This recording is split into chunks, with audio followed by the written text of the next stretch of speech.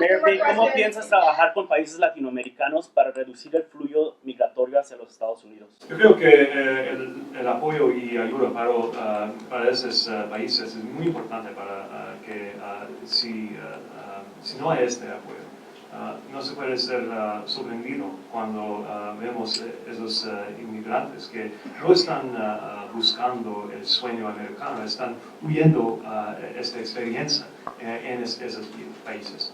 I think the question is about aid to Central American countries, and we have to engage Central American countries and support them if we ever want to see a reduction in the flow of immigrants who are often not so much chasing the American dream as they are fleeing the nightmares in the countries where they live.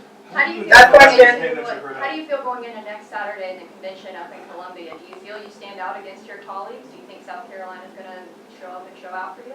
We think so. You know, one of the reasons we've broken through is that I think our message around freedom, security, and democracy is one that makes sense for people in every part of the country. Of course, it has specific implications, whether we're talking about rural America, Black America, coastal communities, or industrial cities like mine. But it's also a message that should be able to knit people together. I think it's why we've been able to punch above our weight class. Luke. Everyone. How's it going? How are you? Good. Good. I don't have an opening monologue, so let's dig in. Mayor Pete, you've been having a series of private conversations with leaders in communities of color, soliciting advice, listening. Can you tell us what you've learned from these sessions? And sort of as corollary to that, do you feel like you're at a disadvantage with these issues versus people who've been tackling them for many years in their careers? You know, I think when you are newer in terms of national profile, and especially when you're not yourself from a community of color, then you do need to work more in order to demonstrate what you care about and in order to show that you can listen and capture the concerns and the aspirations of different parts of our coalition, especially the black vote that has felt often used and taken for granted over recent years. And so what I've learned in these conversations has been, first of all, the series of issues that are top of mind for black activists and voters. And it includes the ability to build wealth and deal with these persistent gaps in income, but also in wealth itself, in assets that have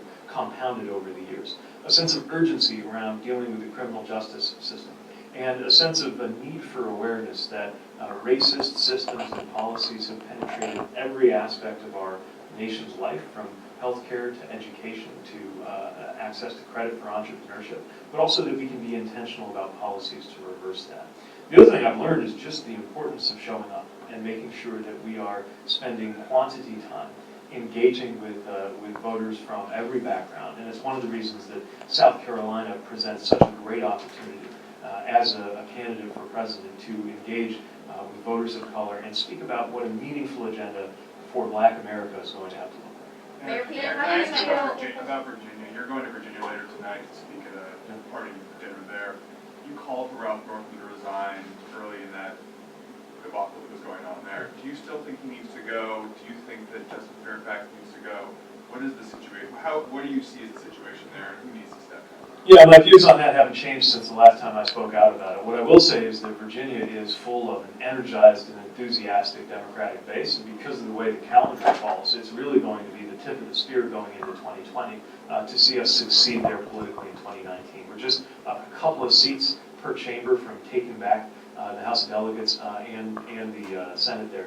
And so I'm really looking forward to engaging what is clearly a very energized party. Just to be clear, that means Fairfax and Northam still need to resign in your point. Yeah, I have nothing to add from the last time we talked about that. Mayor Mayor Pete, Buttigieg, here's what your thoughts are about the administration's rhetoric with regard to Iran. Do you see a drumbeat to war, and does it concern you? I'm very concerned that we see a pattern that is reminiscent of the rush to war with Iraq. And I'm even worried that the president himself may not fully be in control of his own White House right now. Not when you have a figure like John Bolton, one of the architects of the Iraq conflict, seeming to be behind some of the steps to increase tensions. Look, what took place, or what appears to have taken place, is serious. And we have seen this kind of malign regional activity from Iran before. The question now is, how do we have a measured understanding and response that moves in the direction of de-escalation, rather than mounting tension in an area that is notoriously easy to get inflamed and potentially lead to greater conflict. What would your Mayor Pete, ¿trabajarías con otras? The firing of the first black police chief in your city, and obviously there's been a lot of talk about police reform and violence here today. What is your response to those criticisms? You know, one of the most important issues at stake for Black America is making sure that we have racially equitable policing. We don't have that today. It feels like I was looking at this horrifying video from Phoenix. It feels like every few days we see another case where there's either a video taken of a horrible encounter that appears to be, or often is found to be, racially motivated, or of course the killing of unarmed Black people. And it's one of the reasons why this issue is taken so seriously. In South Bend, the steps we've taken on this have included being one of the most transparent communities on uses of force, publishing incident-level data on what has happened so that people understand what is going on with some of these cases. We have worked to make sure that there is implicit bias training, civil rights training. We've implemented body cameras with help, by the way, from the Obama administration's task force on 21st century policing. And it's a lot harder for cities trying to do the right thing to do it now with the DOJ that seems to show very little interest in racial equity. And it's one of the reasons I maintain an African-American majority on the civilian board that I appoint that makes discipline decisions and hiring and firing decisions with our police department.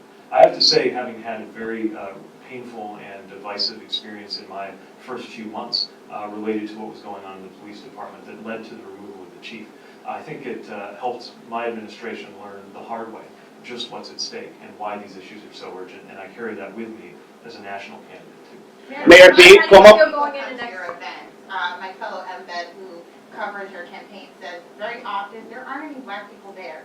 You've been doing a lot of campaigning, you've been on the Breakfast Club, you're here on TNT. What else could you be doing to galvanize Black voters around your campaign? So we're stepping up outreach both in terms of events like this and more grassroots events, engaging with activists and community leaders, making sure that our campaign team itself reflects the diversity of the party and the country we seek to serve. We know it's going to take extra work from us because I'm not from a community of color and also was not famous when this process began. So we've got, frankly, just an issue of a lot of people feeling like they don't know us. Some of the BEA's survey data demonstrated this. We have a long way to go just in terms of name recognition and getting known, but we are working very energetically, very actively in order to invite more people, especially Black voters, into this campaign, into the process, and we're beginning to see results. Are you going to enough Black neighborhoods, though, to say that because you're not a person of color, kind of seems like a cop-out? There are other white people who are running for president. Do you think you're going to enough places where Black people are to truly get your message out? No, I think there's no such thing as enough engagement. And so we need to continue to work to make sure that voters from every background, and especially in Black neighborhoods, as we did in South Bend, by the way, and that was a process that took time. It took intention, it took a lot of goodwill, and we're following that same idea, but doing it on a dramatically accelerated timeline in order to make sure that we're reaching Black voters nationally too. Mayor Pete, ¿cómo piensas trabajar con prohibition on marijuana?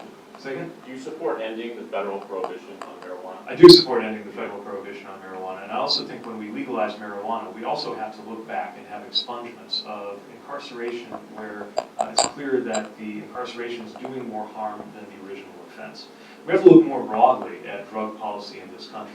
I think a lot of people are pointing out that while it's great that America seems to be more enlightened about the fact that addiction is a medical, not just moral issue in the case of opioids, that raises a lot of questions about why we didn't have that level of enlightenment on other issues, especially during the crack epidemic, where to this day, in places like South Bend, there's a generation of children who have experienced the incarceration of parents. And again, that incarceration does more harm often socially than the offense that it was intended to be a response to. So we've got a lot of work to do with not only health but also equity at the heart of the kinds of extremely strong drug policy reforms that are ahead of us if we want to be a more equitable and less incarcerated country.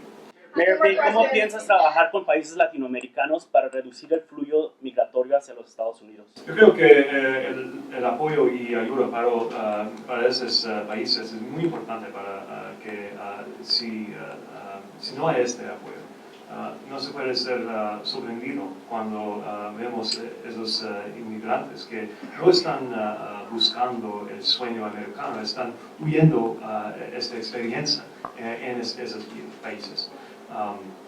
I think the question is about aid to Central American countries, and we have to engage Central American countries and support them if we ever want to see a reduction in the flow of immigrants who are often not so much chasing the American dream as they are fleeing the nightmares in countries where they live.